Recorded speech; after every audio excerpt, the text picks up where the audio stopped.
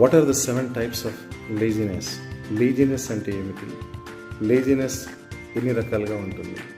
ముఖ్యంగా మనం చూసినట్లయితే లేజినెస్ 7 రకాలుగా ఉంటుంది. ఏమిటవి?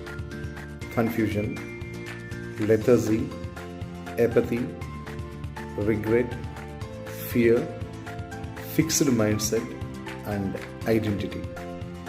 Confusion, I don't know what to do అనేటువంటి ఒక భావన వారిలో ఉంటుంది. ఫియర్, ఐ కాంట్ అనేటువంటి ఒక ఆలోచనలో వాళ్ళు ఉంటారు. లెథర్జీ, వీరి మనస్థితి ఎలా ఉంటుందంటే I'm too tired, I can't do this. Apathy అంటే I don't care about anything అనేటువంటి ఒక స్థితిలో వీళ్ళు ఉండటం జరుగుతూ ఉంటుంది. రిగ్రెట్ అంటే it's too late, I can't do anything.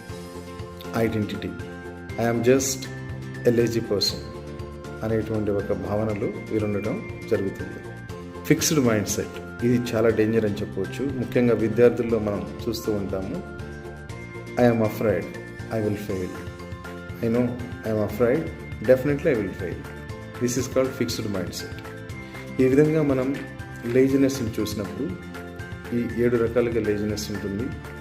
ఏదో ఒక రూపంలో ఎప్పుడూ మనల్ని వెంటాడుతూ ఉండే లేజినెస్ నుంచి మనం బయటకు రావాల్సినటువంటి అవసరం ఉంది.